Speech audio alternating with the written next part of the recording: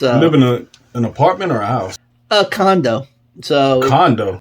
Yeah, but it's a one bedroom. He's living that good life. Oh yeah. Good. I can hear all my neighbors and stuff. Hear everything that goes on. Okay, not so good anymore.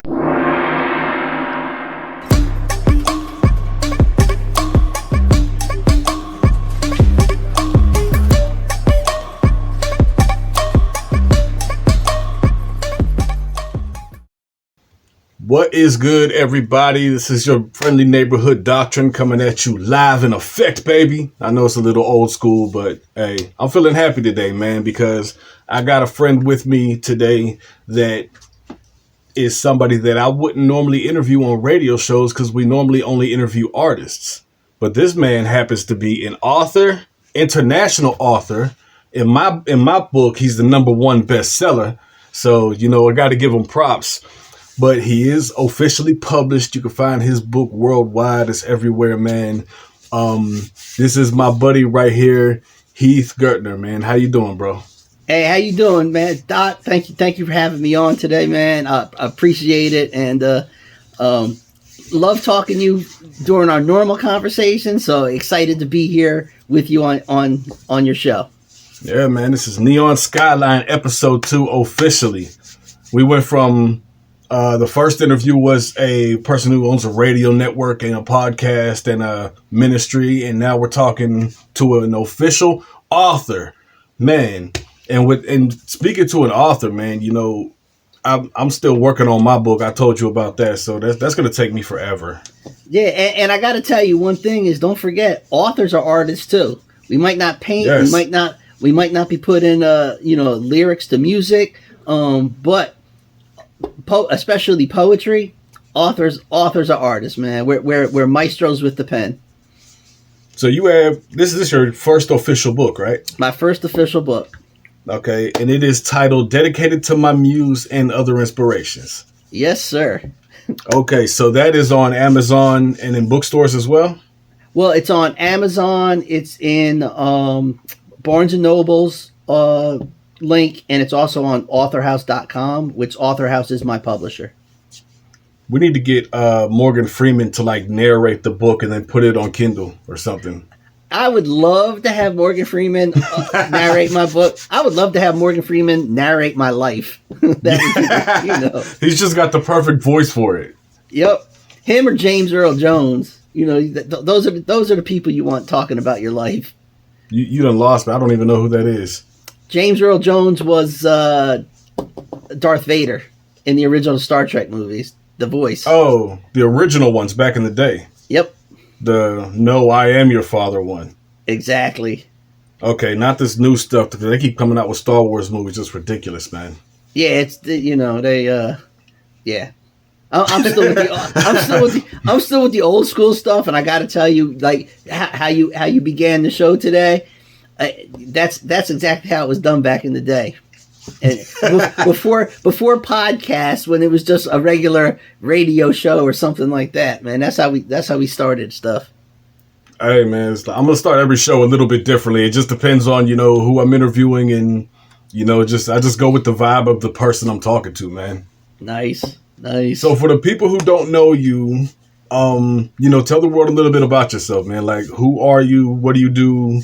And why do you do what you do?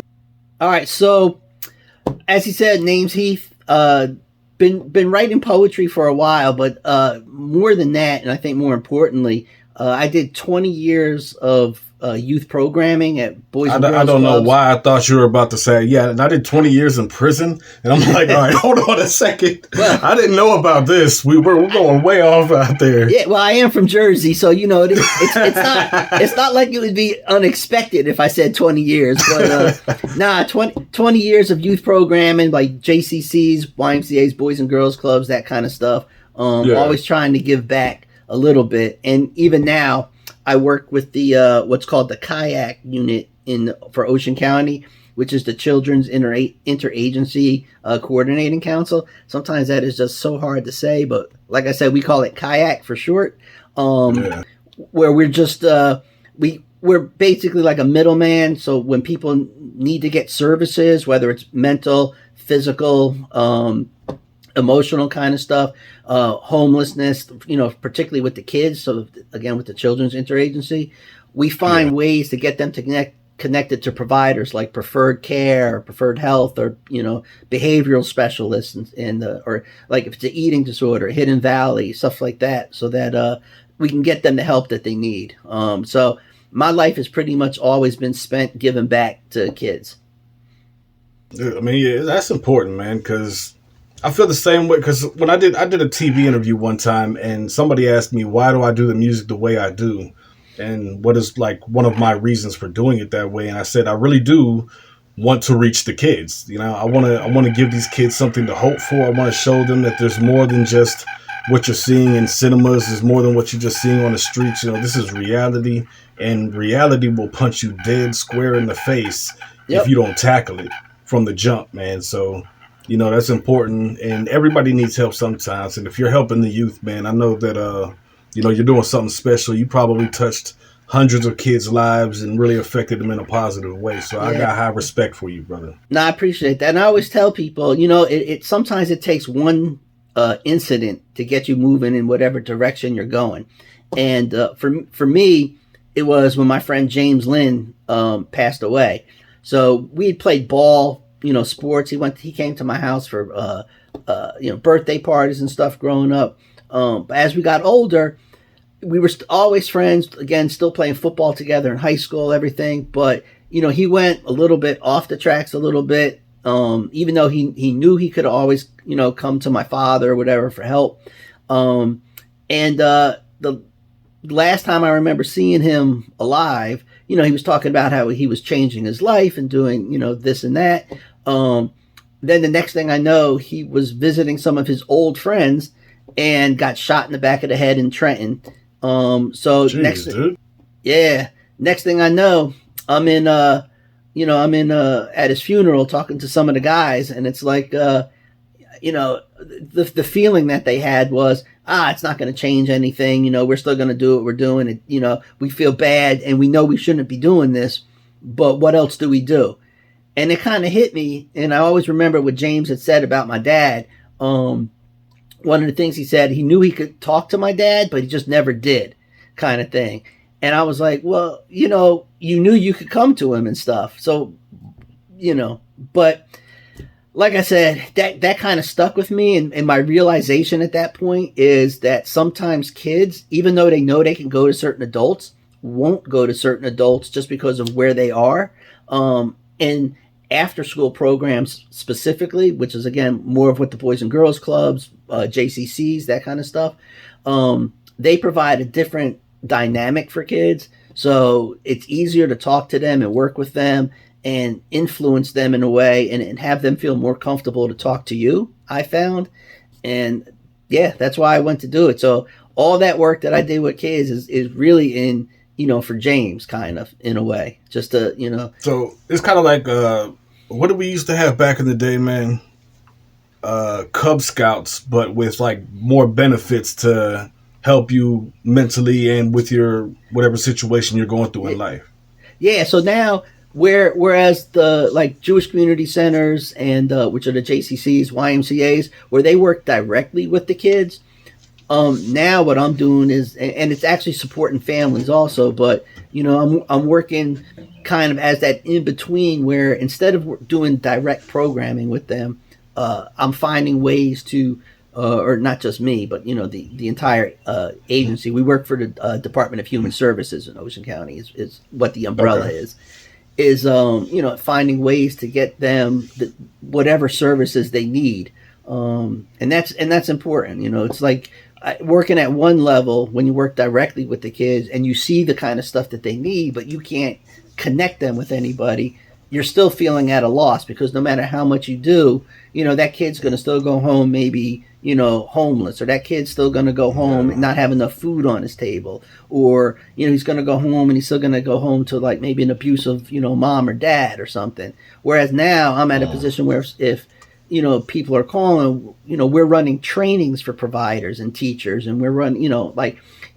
we did a training on, juvenile justice for the providers and the teachers, and things that they can look for and resources they can go to. We did one on teen dating violence because Lord knows, particularly nowadays, it just seems like there's more and more violence with these kids, and particularly with dating.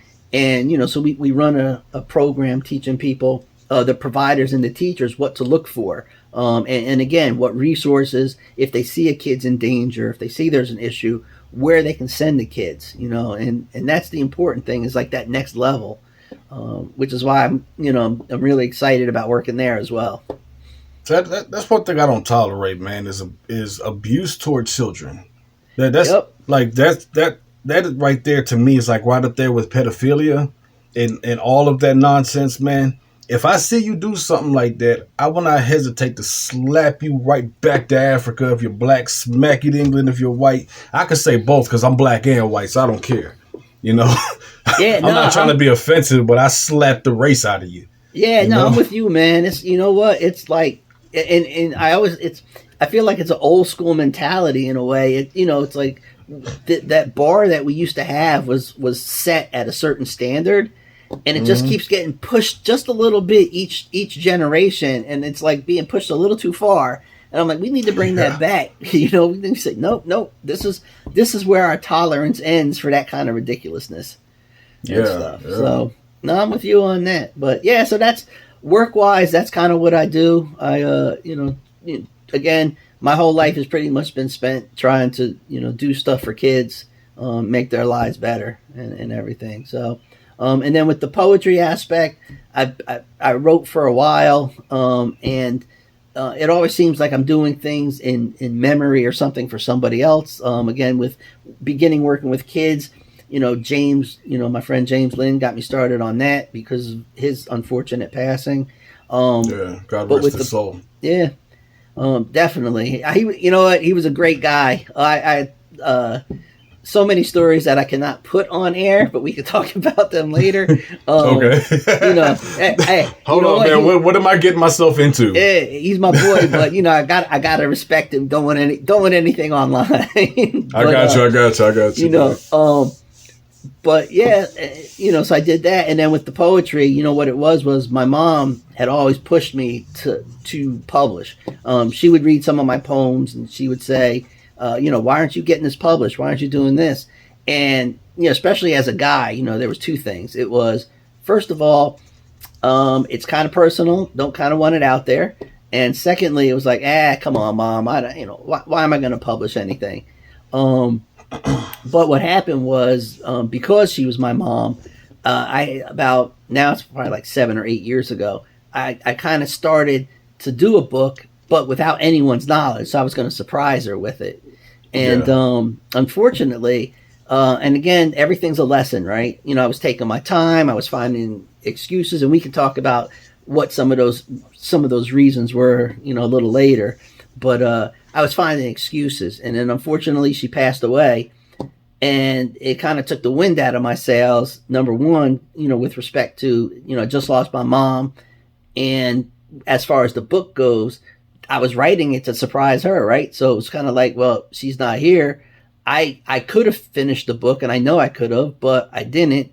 So now I'm just putting it away. So I put that book away for, like 6 years. Didn't even touch it. Barely wrote any poetry for 6 years, and got back to it. A set of circumstances, happened, like 3 different things a couple years ago, and got my little bit of inspiration.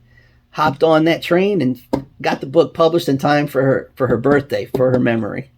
Oh man, that's perfect timing, man. It was. Let me tell you, it was tight too. It was the publisher called me literally 2 days before her birthday and said, "You're good to tell people it's published. It's good to go." And I was like, "Thank goodness." So it was tight. This is why I was excited to talk to you, man, because since I was in middle school, I was able to read like 3 books at the same time and keep up with each story and keep them separate in my mind so I don't mix them up. And, I was doing good. I was reading on a college level at like 6th grade, 7th grade. So I'm like, all right, cool. Now I can't read worth a dang. but I feel like I'm dyslexic half the time. But I've always had stories, and I started writing them, but I would never finish them. And then I finally did write a book, and I self-published it through Lulu, if you ever heard of them. And I sold a few copies. It was called "I Can't Leave My Broken World Behind," and it was poetry and poetic passages and like 1 to 2 page short stories, which were, a lot of them were just dreams that I've had. And, like none of it was really interconnected, but it was all very depressing. And when it caused a couple people to have suicidal thoughts, I took it out of circulation. I took that book down, but I still have it. And I really want to revamp it to make it more positive, like use the same material, but make it more positive and have a positive note on it and be able to really, put something out there that would be more of a, like I said, like on a positive note. And then I have this Christian fiction novel that I'm working on that is taking me forever because at this point I still don't even know how to start it. And with doing everything that I'm doing, I don't even have time to write it, but I have to get it started. So I am a published author who is no longer published. So well, you're never, you know what? You're never not a published author. You're still a published author and everything. It's just your book is out of circulation right now. That's all. Yeah. But it's funny you mentioned that because the poems that I put in the book, for the most part, like everybody else that writes, I have written a lot of like really dark stuff and really, sad or in that kind of vein poetry. And I've also written a lot of poetry that makes you have to think a little bit to try to figure it out. It's like really abstract and, this and that. And I purposely did not put any of those kind of poems into the book because my feeling was, number one, I kind of knew most of the people who would probably buy the book are people I know right from the beginning because poetry is just not a big seller anyways. And I've actually been out of the whole poetry realm for even before I started writing the book. Like AOL used to have these great little rooms, I guess is what they used to call them, where we used to read. I used to go all the time and read poetry, and there was all kinds of poets in there and stuff. But I had even stopped doing that, like in the early 2000s or so, or maybe sometime between 2000 and 2005. Okay. So I had no connection to any poets or anything. So even when my mom was alive, when I started writing it, there was no aspiration to sell the books.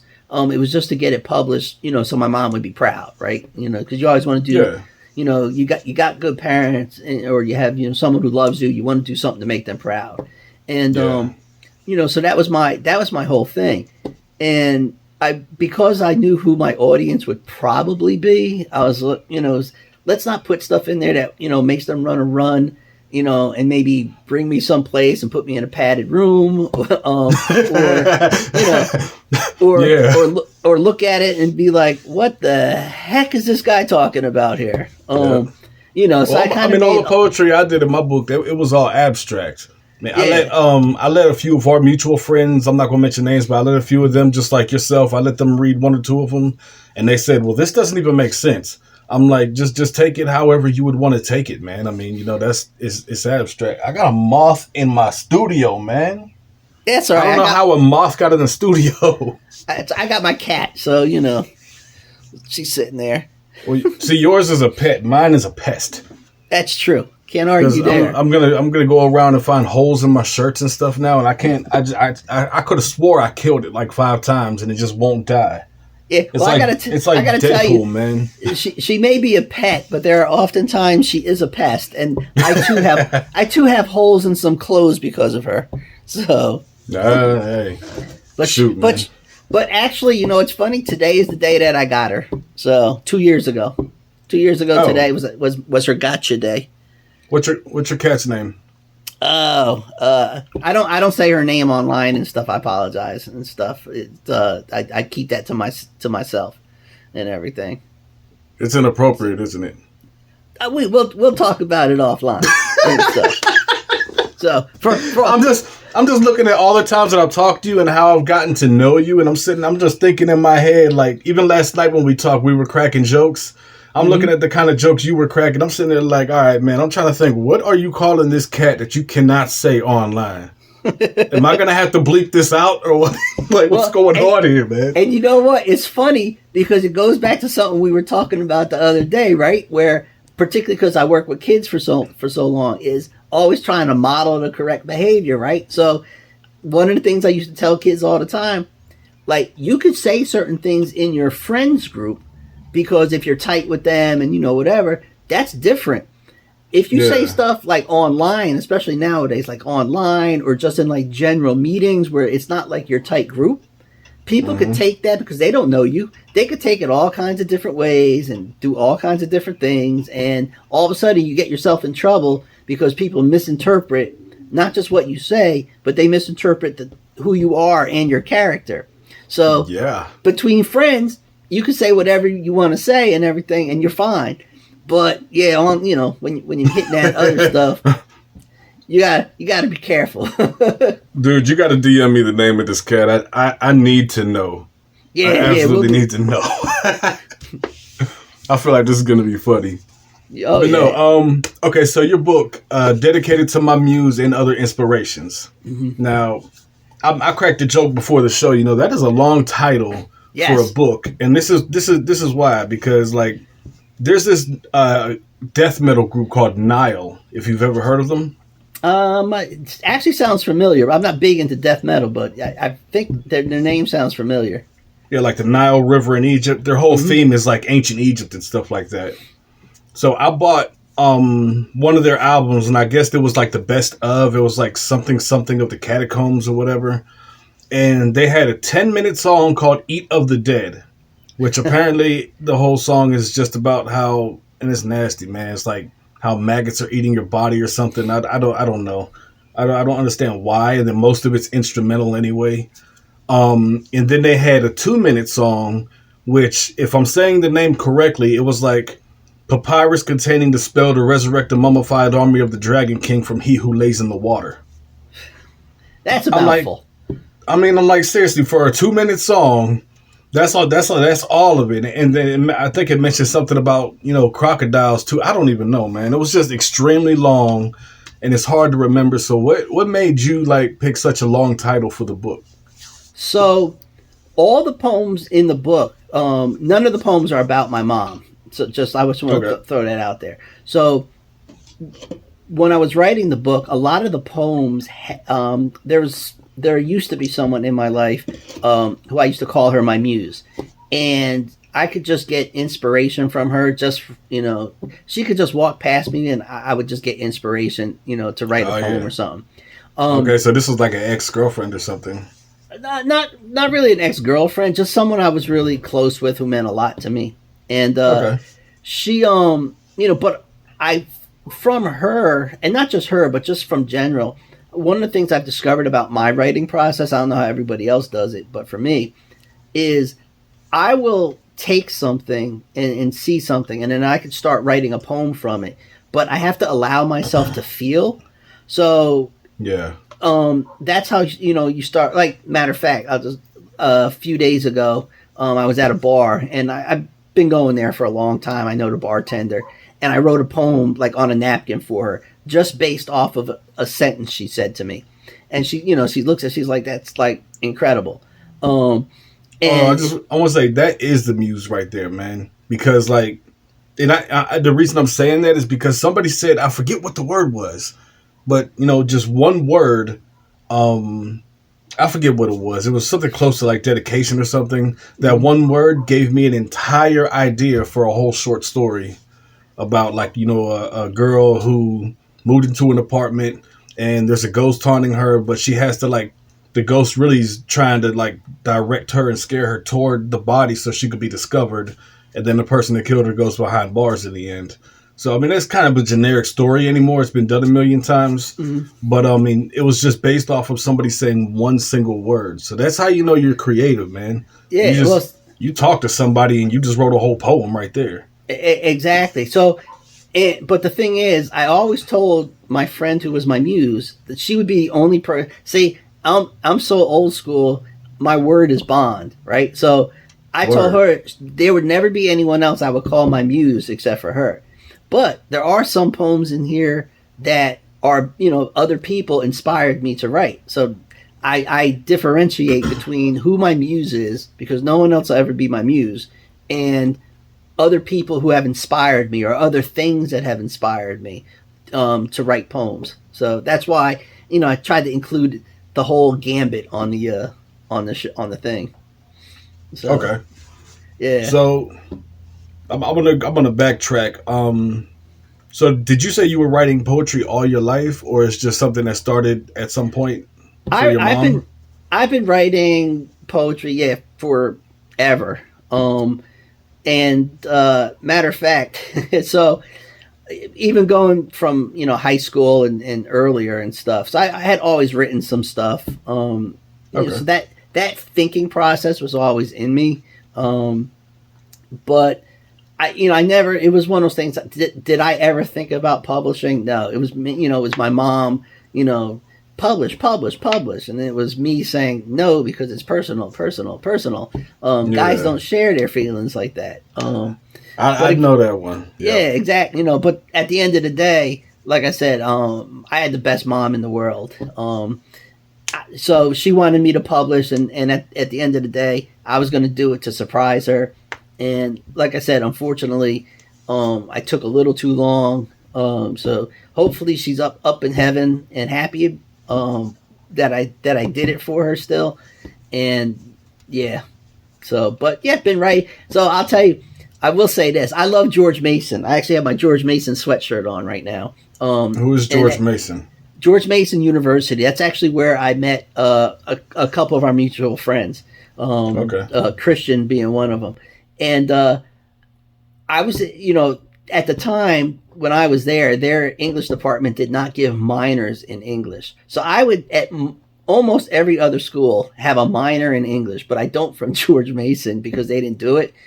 But I was taking a lot of classes at George Mason in poetry and English and everything. And I'll tell you, sometimes it was a little tough because I was there and I would be literally the only non-English major in some of these classes. So it was kind of fun. So that's like I reached out to you one time. I believe I asked you because I wanted you to be like the editor to my book. And you said that there are people that would probably do a better job. There's a difference between writing, and I'll go back to what I used to do with kids.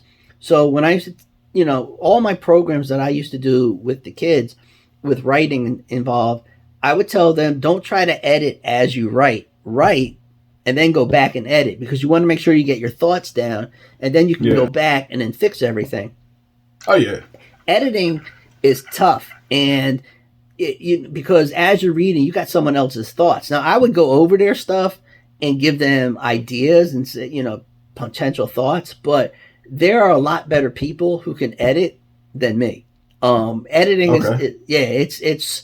it's a tough, editing, and again, it's editing like a 1-page or a 2-page paper from a kid or a poem, or is completely different than editing a book. And editing, matter of fact, editing a book of poetry, because when you did your book, right, and when I did mine, like you're putting stuff out there and you're trying, I got to go back and edit this. Ooh, did I really say that? You know what? I can say it better. And the other thing I have found with my own stuff, and this is my problem again with trying to edit someone else's, I am never satisfied with what I write. There are very few poems that I've written that I say, that's on the money. Like, I love that poem. Very few. And even ones that are finished, that are in the book, I still look at them and think, poems that people love. And I still have, but it could be better. And that's a personal issue, mental issue, where you're never really satisfied for whatever reason. So for me, and when I read someone else's stuff, I have the same thing, like this. I don't want to say it's a fear so much, but that I might let them down by not getting everything, by Well, missing like something. a little bit of an anxiety. Yeah, so I don't want to, be in this position, especially where I'm trying to help someone do their work, and particularly when it's art like poetry or a novel, where I miss something that it could have made it better, and I don't want to be the one to be responsible for them not having the best thing they could possibly have. Yeah. I mean, I get the same anxiety whenever I release a project. I'll put a song out there, a music video, and I'm sitting there like, man, this could have been better. And then like a year later, I'll listen to it, man, I should have said this or added this or, edited this in this way. And, it's crazy, but, we continue to grow. And what you were saying about like going back and editing it, I do that with like everything that I write, because I'll say something like, the winds were chilling the nape of his neck or something like that on a cold winter night. And I'm sitting there like, now how can I word that and use different type of words to actually make it sound more alluring to the audience that I'm trying to give it out to? So, I mean, you're absolutely right. Write the first chapter and then go back and edit it until you're satisfied. And then you know exactly how the plot goes and then start with the second chapter. I got this ebook talking about how I can like write a full book in 3 months. I'm like, but I don't have time to write. That's the problem. I'm trying to get this book done, but I don't have time to write, man. So no, I hear. Yeah. And something else I used to do, which I don't do anymore, but I would write these short stories. And when I say short, I'm literally like a page or page and a half. And like I did in my book. Okay. Yeah. And one of the things I used to do with those is I knew how I wanted to start it, and I knew how I wanted it to end. And I always put those two things in first. And then no matter what I wrote, it was kind of like a guide to get me to where I wanted to be, almost through a maze. So it didn't really matter how it meandered through the story, as long as it got to the right end. And that used to always help kind of guide my thought process as I wrote it down. So see, back in middle school and high school when I was writing, I was good at English. I was reading on a college level. I was able to write complete sentences. I don't know what got me so ghetto-fied, because like, I guess going down to Tennessee and seeing how simple things were, I kind of lost some of my intellect. And now, because I remember I was trying to go on this TV show and they said, okay, we need you. They pulled one out of Steve Harvey's book. They said, we need you to speak proper English if you're going to be on the episode, because it's for our audience. And I'm like, I ain't really fitting about to be doing all that. She said, excuse me? I ain't fitting about to really be doing all that. She said, that's exactly what I'm talking about. We need you to use proper English instead of talking like that. I said, look, lady, I ain't fitting to talk no other kinds of ways. I just ain't. I ain't. There's a word for you. Ain't. It's now in the dictionary. And she said, if you're not going to speak proper English, we're not going to do the show. So I sat up and I buttoned up my sports jacket and I started walking. She said, where are you going? She said, I'm in like, where are you going? We're obviously not going to do the show because I'm obviously not going to be speaking the way you want me to. I'm going to be myself. And so I'm not going to waste your time. I don't want you to waste my time. So we could just end the meeting right here. In the end, I ended up going on the show and it was high rating. Everybody was laughing. So, I mean, hey, people need to lighten up. Sometimes, yeah. It's funny. I spent 11 years in Memphis. Or in Tennessee, but in Memphis, so. In Memphis. Oh, man, I was like an hour and a half away in Jackson, bro. All right. Have you ever heard of Jackson? Yeah, I love Tennessee. I love it. I love Memphis. I love Nashville. And you were talking about the long song before from the group and from Nile. Papyrus containing the spell to resurrect the mummified army of the Dragon King from he who lays in the water. Man. That's the title. But the song you were talking about, remember you were like, they did like a 10-minute song. So I used to DJ in Memphis. I have, on a jazz station. So I would DJ and I had my own blues show. And one of the things as a DJ sometimes, as for that station, if it's a late night and you've been on the air for a little bit and you got to make a quick run, put that. This is a 10-minute song. I'm gonna just throw this on. I can cut it off when I get back and everything. Like, let the fans listen and stuff. But I always had a cadre of long songs ready to go just in case I needed to make a quick run. Yes. Okay, so getting into your book, man. You have your book with you. Can you show everybody the cover? I mean, we're gonna show the image anyway, but we need you to hold it. Well, no, show it to the other camera, the other side. That way they can see the full thing. Let's see this one. No, the one you're recording on. Oh, the other one. Go. Yeah, as long as they can see the whole thing. That one right there. That is the official cover of the book. So when you see that, you know that's legit. Absolutely. All right. So beforehand, we were talking about getting you to read a couple of your poems on the show. Yes. Because just to give people a little taste of what they can expect if they want to buy your book. So do you have your first one prepared? I am ready to go. It's and as we talked about, the first one will be a little longer, but for my muse, and as I said, as the first part of my book, and people will kind of see the thought process and everything. And just to show how old I am, I actually have to take my glasses off now to make sure I can read. How old are you? I'm old, man. I'm old. You don't want to say it on the air. Nah, yeah, me and Methuselah are friends. I have a recollection of walking the desert with Moses. I'm just saying. Oh my goodness, jeez, this dude's a few thousand years old, guys. Yep. I mean, man, dusted myself off for this. So, first poem's called "Dedicated to My Muse," and I guess here we go. One day I may have a book, and like most or some authors, I will dedicate the pages I have toiled over.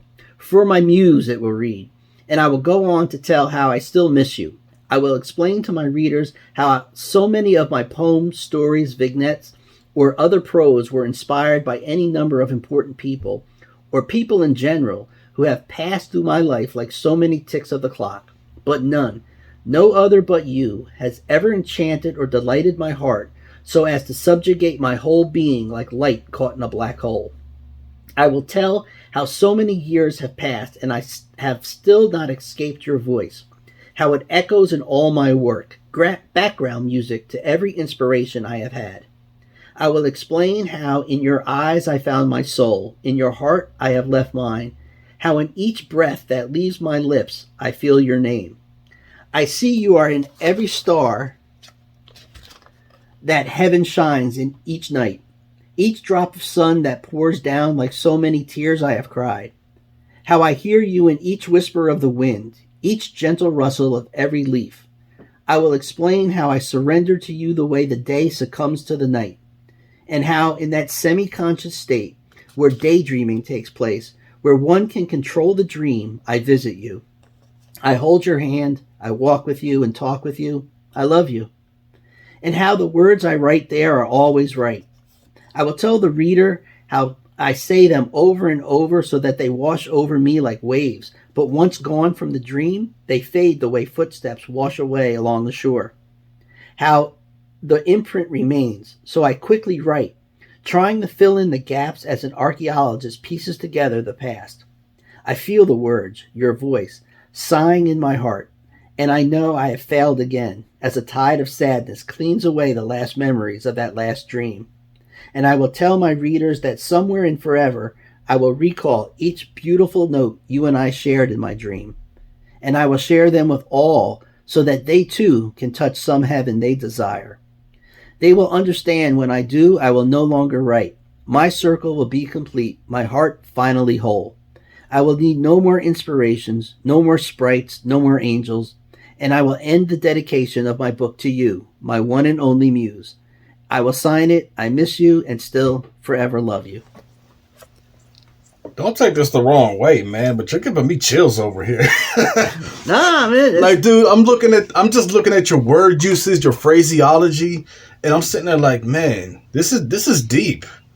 And now I'm comparing what you just read to the stuff that I wrote, and I need to take a poetry class or something, because my stuff ain't even that deep. You know what? I always tell people, well, first of all, let me go back. I appreciate the compliment, man. I really do. But I always go back and tell, and again, like I used to tell the kids, everyone's thoughts, everyone's words are important. And how you write your stuff, it might not be the same way I write mine, but it doesn't lessen yours.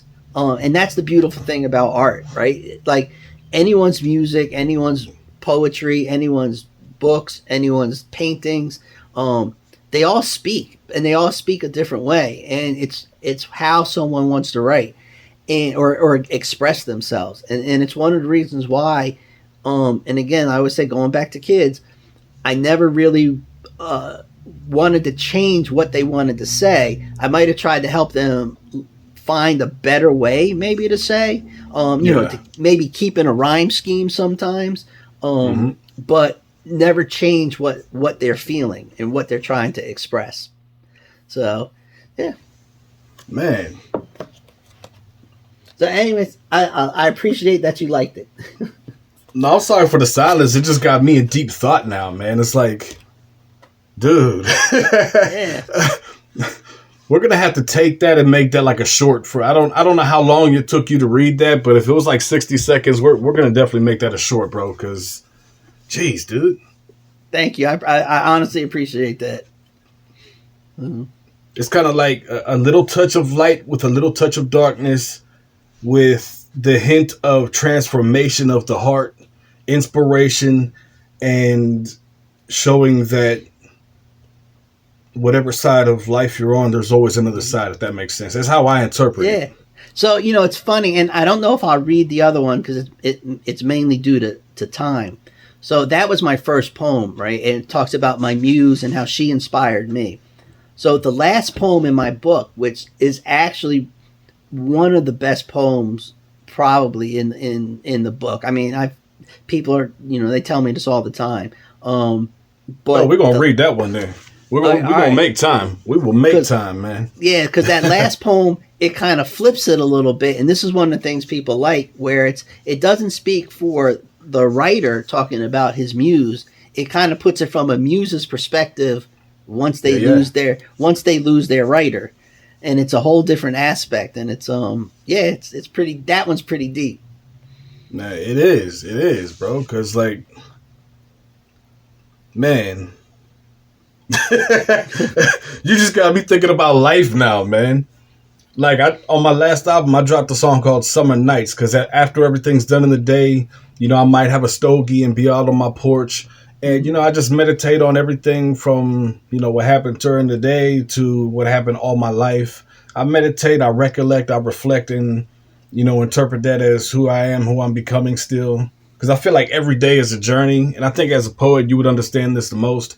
Every day is a journey and a step closer to figuring out who we are. But we're never really going to figure out who we are completely until, you know, we pass away. Because who we are when we pass away is who we were meant to be from the jump. But, you know, every day is a journey getting closer to that. So every day we learn something new about ourselves and we transform a little bit. Absolutely. I don't think there's a poet that could have said it better than that. Well, I'm not a philosopher or anything. I am a deep thinker. People don't think so because I ain't finna talk no other kinds of way. And it's not even other, man. It's UDDA. I ain't finna talks no other kinds of way. And I started, I don't know. I started talking like that when I was in Tennessee. And so when I went to Tennessee, I remember, you know, because you said you was in Memphis for a while. Yeah. I bought a shirt from a store. It was on sale for like $5. And I'm like, I've never seen a shirt so cheap before. Because I live in the city, man. Everything's expensive here. So what you would normally get down in Tennessee for like $2, you're paying like $10 up here. So it's ridiculous. Sometimes, yeah. Now I tell you, I said this before. I loved my time in Tennessee. Memphis was very good to me in a lot of ways. So you and me need to link up and actually go there together, man. Make like a vacation weekend. I was just talking to some of my people down there, and they're like, "When are you coming by?" I'm like, "Well, you know, I do need to maybe try to plan a trip back down there." So it's been quite a while since I've been back there. I mean, when I bought that shirt, I went to the bus stop and I asked somebody, "Hey, you know what time the bus comes?" And they said, "I don't know, man." I said, "What?" Then I'm like, "Why is you mumbling, dog?" It's like it took me a while to pick up on the accent and how people talk down there. And then on top of that, they use phraseology that I wasn't used to. I'm like, I bought the shirt. I found it on sale for like $5. What you said? Oh, yeah, I found it for $5. What you said? I said I found it for $5. Now, I didn't know that. I didn't know that what you said means the same thing as that's what's up, man. That's pretty cool. You know, so I literally had to learn a whole new culture, bro. But I love the Tennessee culture, man. I miss it. I got to tell you, when I first got down there, went down, I still have my Jersey plates on my car, rolling through. I'm on Poplar Avenue, which is like the main road that goes right through Memphis. And I pull up to a light. There's a guy on my right. He's knocking on his window. He's got it down. He's yelling at me. And I don't know what he's saying. I'm thinking maybe there's something wrong with my car. Get my window rolled down. I'm like, yeah. He goes, go back up north, you carpetbagger. And then he just rode off. I was like, are you serious? Like, I'm like, so that was one of my early experiences. Hold on, what is a carpetbagger? So during Reconstruction, right after the Civil War, people from the North came down to, try to get Southerners to understand, like slavery bad, everyone should be good. Civil War's over. Let's move on. And this was a white person that said that to you, wasn't it? Yeah, it was. And of course, how do I figure that? I'm just looking at the phraseology and where you're saying it stems from. Yep. I'm like, ain't no way there's a black person. Yeah, and like I said, it's I got it was all based on the fact that he saw my license plate and everything. Didn't know anything about me and stuff, but I was like, okay. So that's a problem that I'm trying to rise against, man. There's racism everywhere. There is not one person in this country that is not mixed with something else somewhere in their bloodline. Absolutely. So, I mean, all of us are mixed with different races from different cultures that we all have ancestors from other countries. Yep. Everybody. I mean, except the only people that I think, and I could be wrong about this, but I think like the only people who don't are like pure-blooded Native Americans who stem from the tribes that were here way before Europeans came over. So, those are actual Americans, in my book. The rest of us, we just kind of immigrated. Yeah. I mean, look, history's a whole nother thing to talk about, and it gets the nuances of everything. But you saw I got my Native American stuff on my wall. You saw that earlier. The dream catcher in the photo. Yep. Yeah. So my respect goes like deep for Native Americans here. So absolutely. Yeah. And you said you don't have any Native American in your blood, though. Not that I'm aware of. That you're aware of. Uh-oh. You might have some Cherokee and never even know. You never know. Well, I guess from Jersey it would be the Lenny Lenapes. So we'll what? Lenny Lenapes. So that sounds like a food. Yeah. Hey, that was the Jersey tribe. Jersey tribe back in the day. Oh, seriously? So, legit? Yeah. Yep. Man, I never even heard of them. I have to look them up because I have like Blackfoot Indian in my heritage on my father's side. Mm-hmm. So that's just like a small part of it. So, I mean, that's about it. I studied some old stories about them, always circling around someone called the Old Man. And they were all like metaphorical stories about how we should live better and be better people.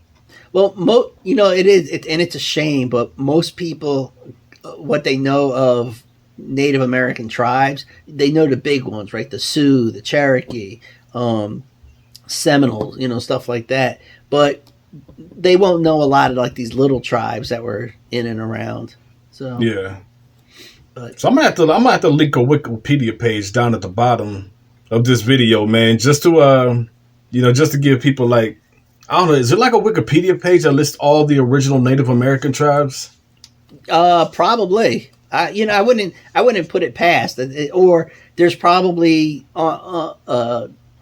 some kind of history page somewhere that has it. I'm sure. Yeah. Matter of fact, I know there has to be because there's a map that I've always wanted to buy that actually has like all the Native Americans and where they lived in relation to the United States. Never got around to buying it though? Nah, never did. It's because what one of the reasons is I didn't want to buy it because I didn't really have any place correct to put it. And just that's something that needs to stand out.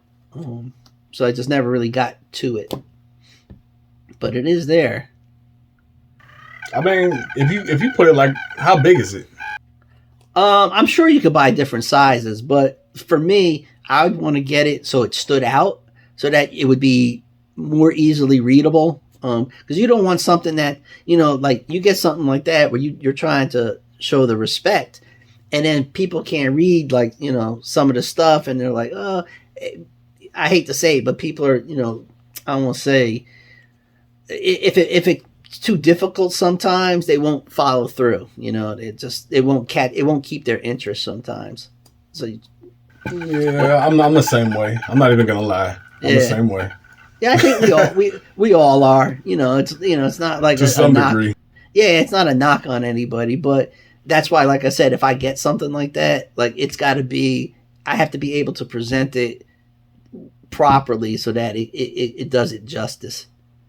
I mean, depending on the size, I would say you could put it like on it, like if you walk in your front door and just put it right there. So like even when you have guests, when they leave, they have to see it. So and every time you leave, you would see it too. You got this expectation that my place is like big. It's not. I've never been to your apartment, man. Yeah, no, I know. It's a tiny little place, man. So I really don't have like a huge amount of room. Like the size that it would need probably take up a good portion of a wall. Okay. Stuff. So you live in an apartment or a house? A condo. So condo. Yeah, but it's a one bedroom. He's living that good life. Oh yeah. Good. I can hear all my neighbors and stuff. Hear everything that goes on. Okay, not so good anymore. So good anymore. You know what, man? I'm cool with that though, man. Because like, even if I had like $100 million, I don't need no giant mansion, man. I want a small house, and just something. The only thing that I would require is 2 bedrooms, one for me to sleep in, and then the second one for my studio, like the pink room here.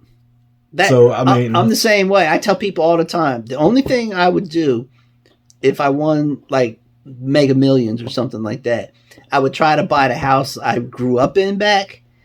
I mean, it wasn't a big house to begin with, and to be honest, it's bigger than what I probably need for myself personally. But other than that, I really don't need anything, but it would be nice nostalgia wise just to have my old house back. Everything. Yeah. And then you would live in the house? Heck yeah. And then keep the condo and rent it out to people. Yep, absolutely. Man, make that money, man. See, I don't know all the scriptures in the Bible, but somewhere in the Bible it's got to say you get your money, man. You know what? Like I tell people like all the time, the Old Testament is basically law, and it's law after law after law of what you're supposed to do. So, yeah. Yep. So I wanted to ask you something, man, because and I don't know if this is a touchy subject with you or not, because I know people are always touchy about their heritage and whatnot. Mm-hmm. But I'm still trying to grasp the concept of being, because you told me one time you were Jewish. Yep, absolutely. So I'm trying to figure out, and I know I ain't talking about this, man. I'm off. No, I'm just playing. It's like, okay, we're done. Bump this, man. I'm not even on this episode anymore, man. No, I'm still trying to grasp the concept, because we talked about this before. Like, is that like an ethnicity, or is that a religion, or like it's a religion, but it's probably best to think of it as an ethno-religion. So because ethno-religion, yeah, I say it like that just because the way the outside has always viewed Judaism as its own race. And this is, again, with, not to bring Hitler into it and stuff, but, that's how he viewed Jews, right? He viewed them as a separate race. So it's like, okay, but Jews can be black, white, Hispanic, Asian, right? We could be anything. So you can't really say we're a race because we are a religion. But the ethno part, I would say, is because there's a culture that goes along with the religion. Okay. So, and again, I can't speak. I don't know enough about other religions to say if they do or don't do the same kind of things. But there is a culture that is also imbued within the religion, that kind of makes it a singular cultural religion, if that makes sense. Yeah. But yeah, it's fun being part of a group that's persecuted all the time. You know, and, trust me, I know I'm Christian, so I was know. gonna say, you know, right? So you know, it's, man. But I figured I would ask, man, because you know when I talk to people, I always try to like listen and learn something new. Mm-hmm. So that always had me confused because I was looking at like how they were phrasing the Bible. The Jews did this, that, the other. So I'm thinking like, okay, it's a race. But then we have churches that are like based off of Judaism. So now it's a religion. So yeah, I mean, technically, it's a culture. Technically, it's a religion, and what you know, and I guess you could think of it this way too, like how England and Spain and you know Portugal, all these countries in Europe used to have a religion tied to to the kings, right? So it meant that you know they would be Catholic or they would be Protestant, Christian, or whatever whatever the ruler was, and that's what the whole country was. And it's kind of the same way for you can think of it in that aspect too. So 4,000, 4,000, 5,000 years ago, when when the Jews first were in Israel and had the country, they were their population was Jewish, and that's they were the not to get into everything, and I don't want to make anyone mad online or whatever, but they were there. I mean, they were there as a kingdom. They were there first, and that's what they did. They were a Jewish kingdom. So that's where we went.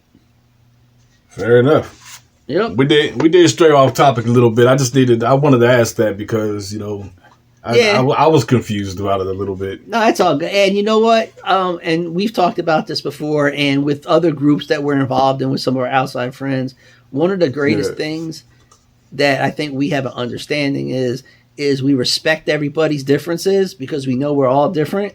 But that doesn't mean we can't be family. That doesn't mean we can't be friends, and it doesn't mean we can't, at the very minimum, get along, right? So, I mean, in our mutual circle, we have people who are Christian. Some are Catholic. Some are you're Jewish. I'm Christian. I think we have like 2 people who are Muslim. So they're of Islam, and then we have I think 2 people who are Buddhists as well. Mm-hmm. So like we're coming from a whole we all have like completely different religions, different cultures, but we're able to get along and congregate in a peaceful way, and that's how it should be, man. Absolutely. One of the things I'll go back to George Mason, where a lot of my friend college that won't help you do nothing. Yeah. No, they did. They helped me a lot. Just they just didn't give me a minor. Not with the English. But they posted my book in the notes section. They were like, Heath Gertner class of whatever has a book. So I was like, my boys. Yeah. I take what I just said back now. Yeah. Because now I feel like an idiot.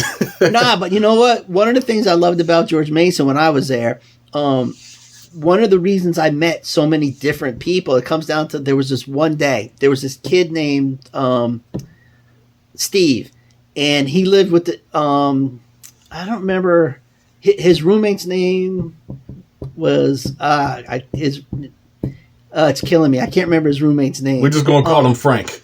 Yeah. But he had a friend whose name was Monty.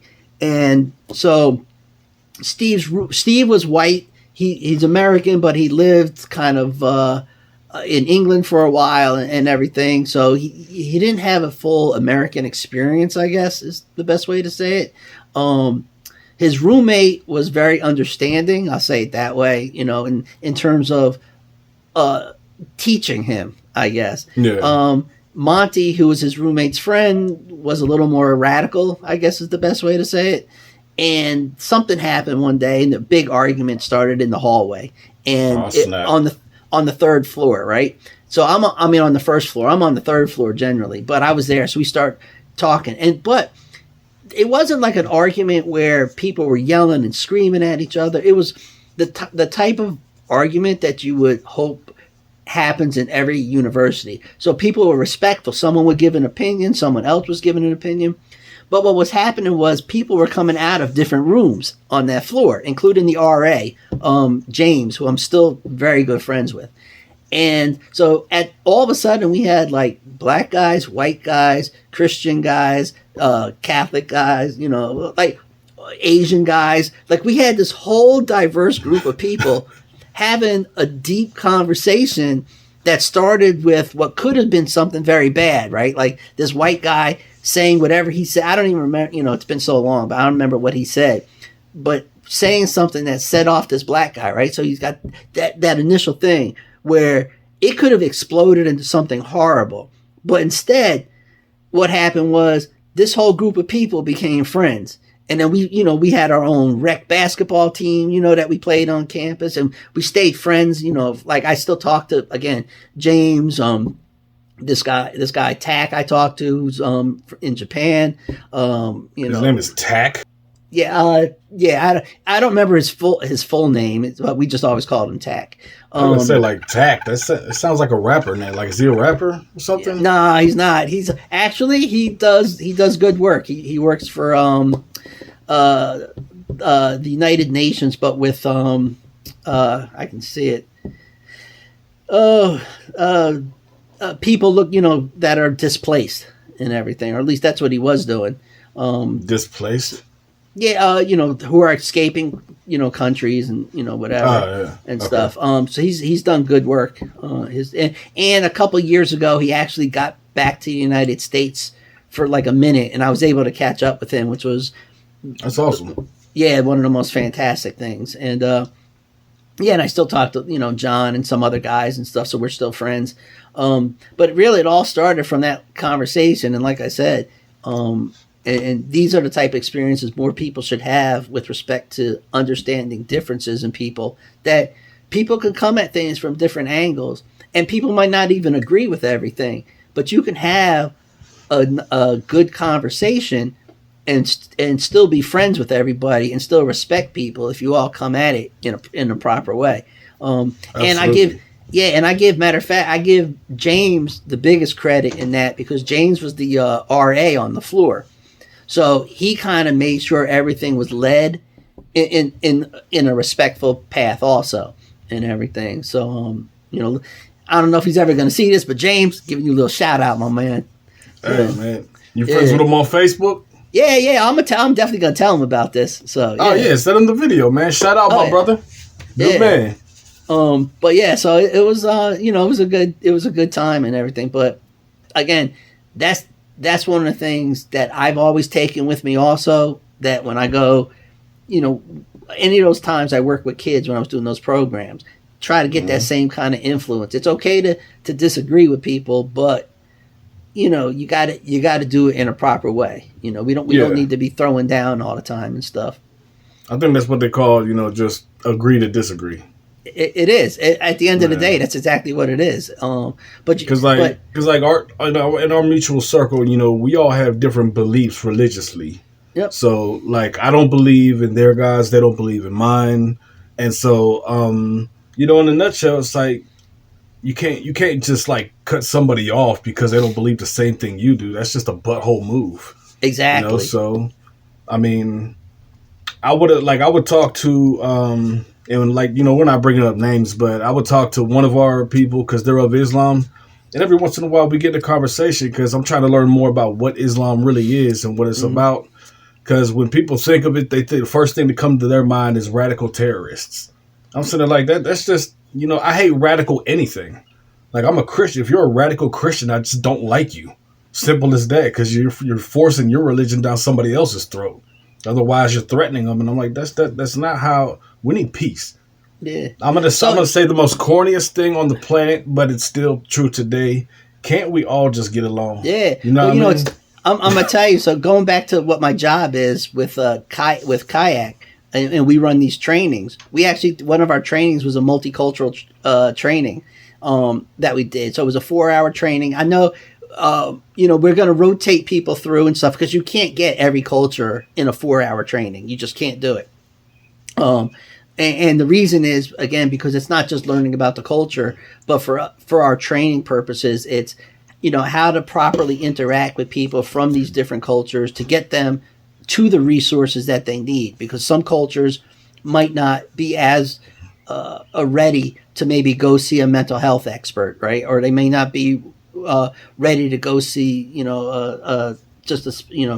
a counselor or something, So there's different things you have to think about when you're talking to people from different cultures and everything.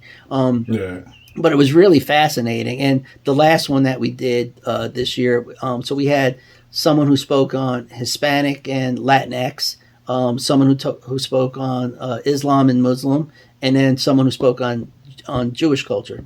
So yeah, and again next year we're gonna switch it up. We'll have a couple other different people in there, and some people that we had this year we won't have on, just because you want to keep bringing different people in. But like I said, it's so fascinating to have someone up there talking about things in a perspective that you might not know of, and go, oh, you know what?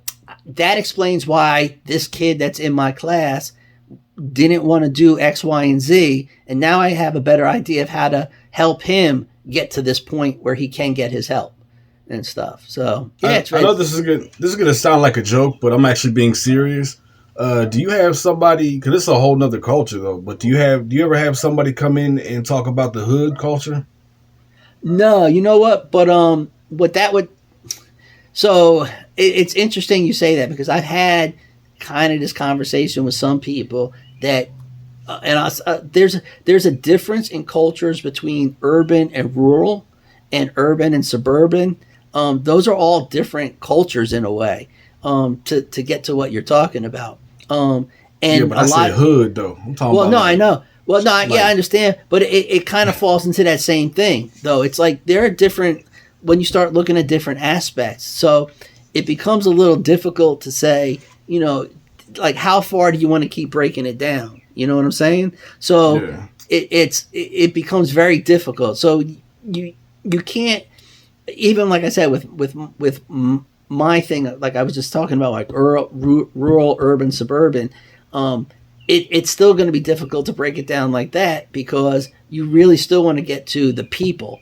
And, people end up talking about a larger, what's the word I'm looking for? More generalization, to try to reach as many people and stuff. But I mean, you could keep breaking it down into so many different subcategories and say, oh, what about this? And there's just, unfortunately, not enough time and not enough training available. Okay, fair enough. Yeah. All right, so back to your book. Yep. I do want to hear this second poem, man, because you said that you've gotten a lot of positive feedback. It's everyone's favorite. So I think, this one's going to be like a shining star. If it's as deep as the first one, man, if we ever meet, I'm going to have to give you a hug, bro. Yeah. Well, like I said, so the interesting thing with this one is it flips it a little bit, because most people, when they write, they're writing from respect as I'm an artist about my muse. And this one flips it, it's talking about the, from a muse's perspective. So, yeah. All right. Like I said, it's a little long, but I will get through it for you guys. Let's do it. All right. It's called His Last Literature. His Last Literature. The sun descends through the echo of his writings. Dried leaves mark time dancing across barren, windswept landscapes, once rich in aromas of life. Breaking the ranks of carved stones, she stands with the gray of season's end, the falling curtain of his final act. She holds his last literature, her skin protected against dying verse with black leather gloves, as if to stave off some cold burn that heats her soul. Breathe deeply. The winds venture forth with hollow moans. Sorrow lingers about, etched in row upon row of tablet as a permanent memory of years gone by. She begins to read, for the spirits, for him, for herself. Each word visible in sighing mist caught on release from her still sweet lips. Frozen for a moment between two ethereal planes before being lost to the wind. Where does a muse go when her bard can no longer write? Her eyes glimpse ahead, tracing the final words of his last literature. She breathes deeply. She breathes a heavy sigh, closing her eyes as her mouth falls agape. Cold winds ebb and flow, numbing the skin, but not the soul. She gathers herself, wetting her lips lightly with her tongue, then biting her lower lip. Her eyes allowed to wander the gray stone monuments and concrete angels in marble vaults until they finally falling upon words for her. He never knew, she never told. Conversations, meetings, too short, too few. She finally speaks the last lines of his last literature, for her, shivering through lips of blue, those final words, I love you. From a distance, the caretaker sees the silhouetted figure before the fading day. The wind still a quiet reflection. Dried leaves gathered in tired piles against white steel gates. She kneels, placing a stone upon his marbled history. He'll never know if she cried. And the sun sets in silence, still fixed on her. The caretaker watched her vanish into the final scene.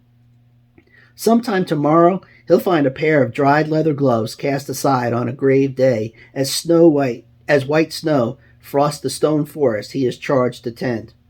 Where does a muse go when her bard can no longer write? The sun sets in silence. He'll never know if she cried.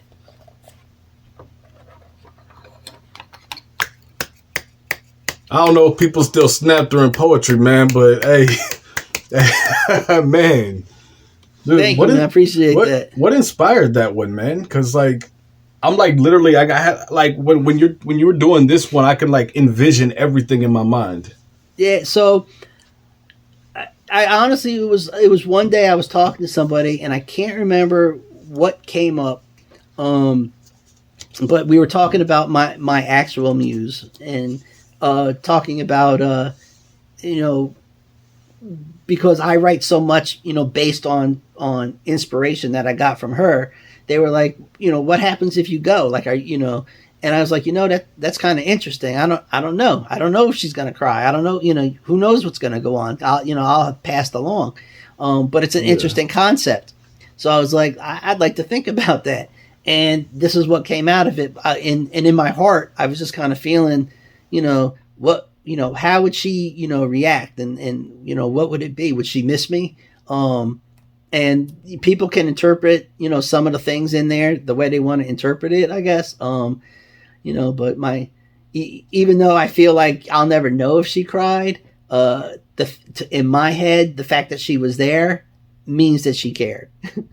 Jeez, dude. You got a deeper mind than what a lot of people probably think, man. Because like when I'm talking to you, we're just talking like normal people. But then when I hear your poetry and I'm hearing your like real deep inner thoughts, man, it's like you're a deep thinker. Yeah, I can appreciate that about any kind of creator, man. Thank you, man. I appreciate that. Can we expect a sequel to this book? People are asking me to write another one. I'm not sure if I will. Man. Come on, do it. Do it. Hey, do it. Do it. Peer pressure, baby. Do it. We have a mutual friend, and if he ever writes his book, which I've been asking him about, to use me as an inspiration to finish his book. So maybe if he finishes his book, and he'll know who he is because he'll definitely listen to this. So if he listens to this and he finishes his book, maybe I'll do another one. I'm trying to figure out who this mutual friend is. We got a few. Yeah. Is he bald? No. you know who he's our Zoom leader. He's our leader there. Gotcha. Okay. See, he never told me about that, man. He never told me he was interested in writing a book. Yeah. No, he's very good. So yeah. I definitely want to see his stuff out there. Yeah, now I do too. Shoot. So, hey, bro, when you watch this, man, I want you to finish that book, bro. I want you to, finish it. Use this man as your muse, bro. Let him inspire you to keep going, bro. Because shoot, life is too short to waste. You got something to share with the world. Share with the world, baby. Yep, he's incredible. I don't know if it's like most people, most artists, they don't give themselves enough credit for how good they really are. So.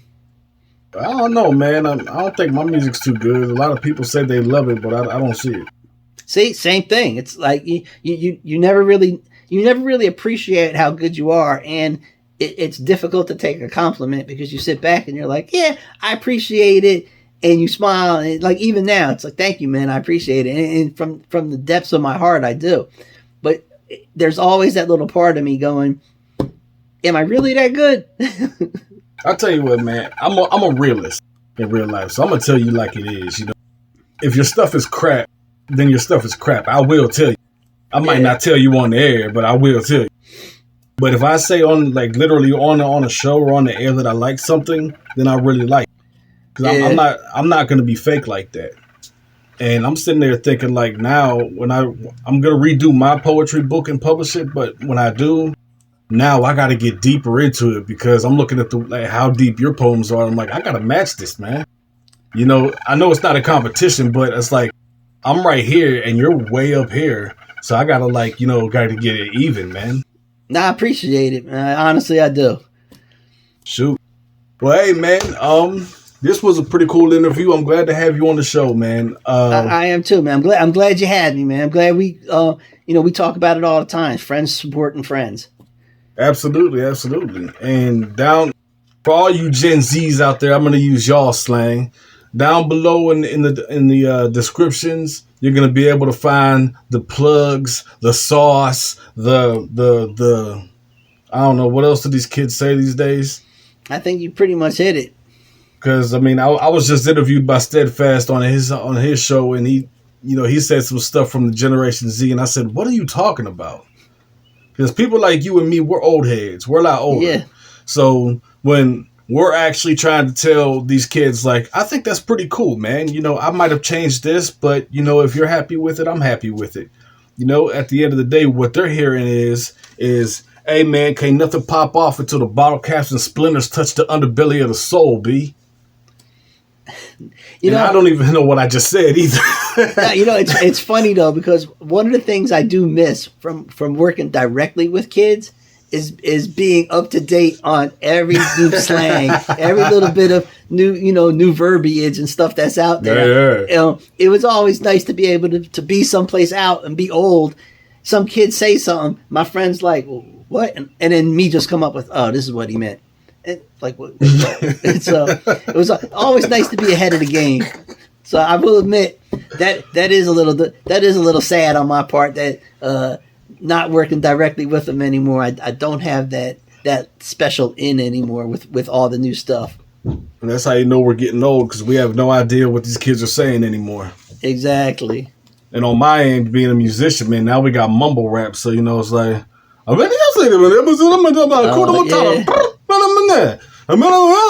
like, dog, man, say some real words. Yeah, like actually show that you have skills. Stop sitting there and just making noise, man.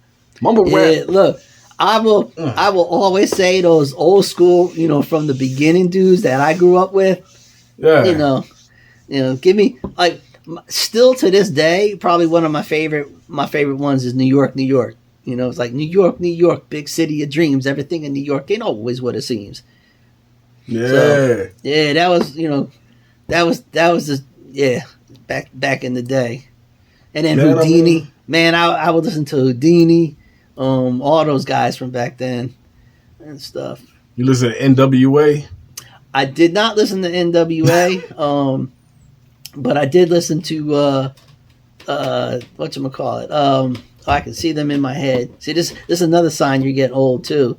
When you can see the people and you just can't bring them up right away. I'm sure as soon as we click off, I'll be like, oh, that's what I was thinking of. But if you remember it, I'll just put it down at the bottom. Like, this is who he was referring to. Thought about, yeah. Yeah, I don't know, man. It's like, do you think the Generation Z knows who NWA is?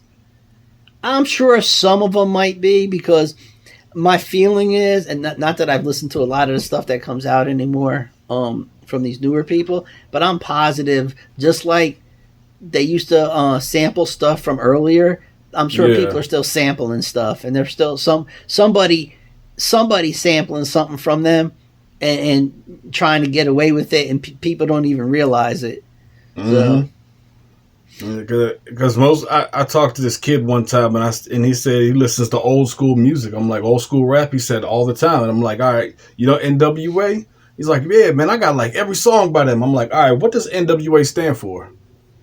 He had no idea. Yeah, well, kids. He said, yeah. He had no idea what he was talking about. He was just trying to fit in. I'm sitting there like, dog, it stands for niggas with attitude. I'm gonna have to bleep that out, but you know. Yeah. Well, you see, I didn't even say it, so like I knew where it was going, but I was like, nope, can't say it. But you knew what it stood for. Oh yeah, oh yeah. So I'm like, man, old school music definitely hits a lot harder than what we're doing today. Yep. But and they did it with a better purpose too. Yeah, they were literally talking about what they were going through. Yep. Now we got people talking about, you step on my shoe, I'll put a bullet in your head, blah, blah, blah. And they never even held a gun before. Like, have you ever shot a gun before? Yo, me? Yeah. Okay, yeah. See, I was down in Tennessee, went to my buddy's house for Thanksgiving, and we went on his grandfather's ranch and shot at targets. So I shot a bunch of different types of guns before. It's just, I don't like guns, though. Like, if I'm living and I have a wife or something, I'll have a gun to protect the family. Mm-hmm. But if I'm living by myself, I got knives, I got daggers. I'm gonna have like 3 dogs, so you gonna have a battle on your hands. You break in. I'm good. I actually, you talk about daggers. I got throwing knives, throwing axes, and stuff. I'm pretty good with weapons. Stuff, oh man, this dude's a freaking ninja, and you don't even know it. Dude, that's awesome, man. But look, man, I want to thank you for being on the show. We're going to put all your plugs in, your social media down below. We're going to put the link to where people can buy your book, or links. I'm going to try to make a short link to where it just like has all of it, like a smart URL used to be before Fire something bought them. And now you have to pay for a subscription to keep them. I'm like, I'm not paying y'all, man. I'll just go to another service, Yeah. But, we're going to have all your links below, and I definitely want to, congratulate you on the publication. I know you said that you're selling a lot in the U.S., you're selling a lot in Jamaica as well. So, you know where it was? So I'll tell you the first book, and we talked about this. Oh, no, you said Caribbean. Yeah, St. Martin. Yeah. And this is why I love to say this. Matter of fact, I love being able to say this just is one of those things that just, it's weird that you find like a little bit of joy in certain things.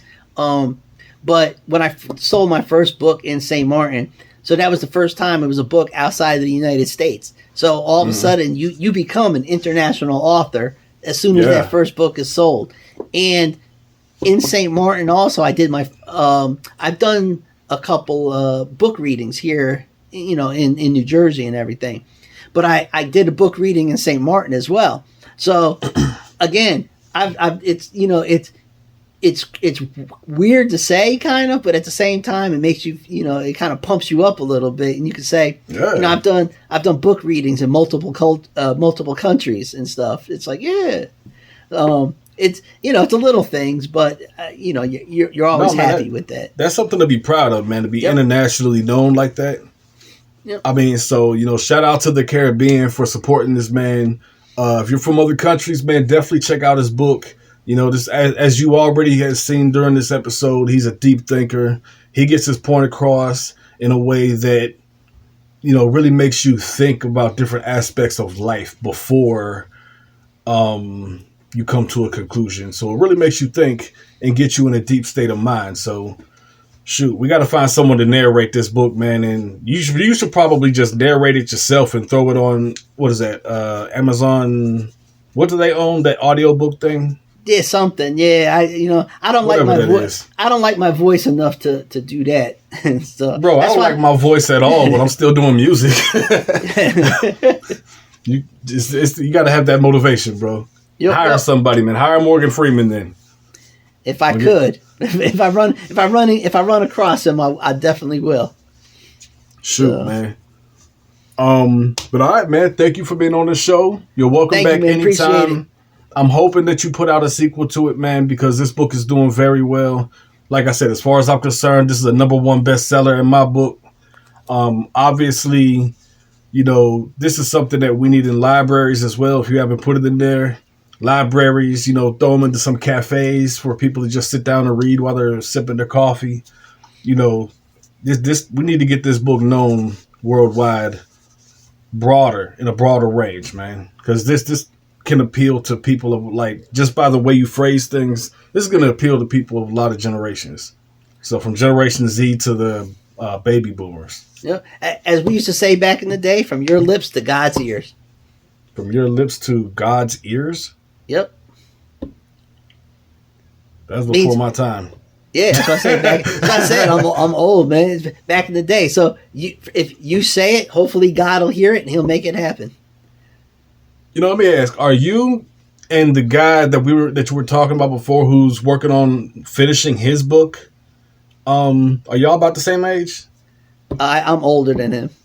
Oh wow, okay, jeez. But you don't look it though. You do not look it, man. It's the filter, man. It's the filter. We use filters on this to make us look sexy. You know how we do. Absolutely. That's what I'm going with. But all right, man. Thanks for being on Neon Skyline, the official second episode. You guys can catch his book everywhere. Like I said, the link, the sauce, the plugs, whatever you want to call it, the links are going to be down below. And you're welcome back anytime, man. Whatever you want to talk. Yeah, like you said, man. Amazon, Barnes & Noble, authorhouse.com. Any of those you can find it. Just, look for the title name or my name, and he'll have the links down below. So I appreciate it, man. Glad I could be a part of your show, man. Second to go. Hopefully, second of many. Oh yeah, I'm hoping so, man. We're picking up sponsorships. We're reaching out to a lot of people, so we got a lot of people lined up. But I was really interested in getting you on there because I'm interested in still writing myself. So This is an inspiration to me, man. This is encouragement. Awesome. So I expect to see your stuff out soon. Hey man, I'll send you a copy. Appreciate it. I'll send you a free copy, signed and everything, man. That's what I'm talking about, my man. All right. Hey, let me I don't know how you end your shows, but let me just again tell everyone thank you. Listen to this man. Got big things coming in the future. I appreciate that, man. Thank you. You guys, we'll see you next time on episode 3. That's numero tres. I had to think for a second.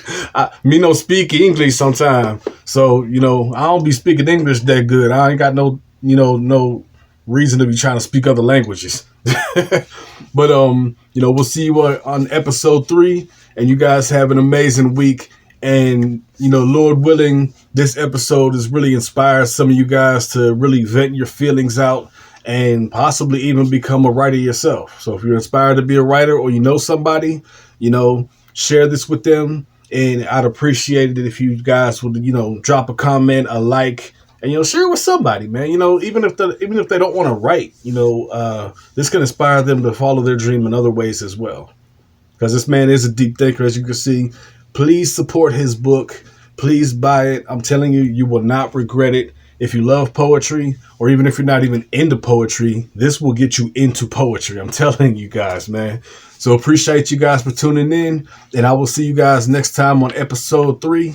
Peace out, guys.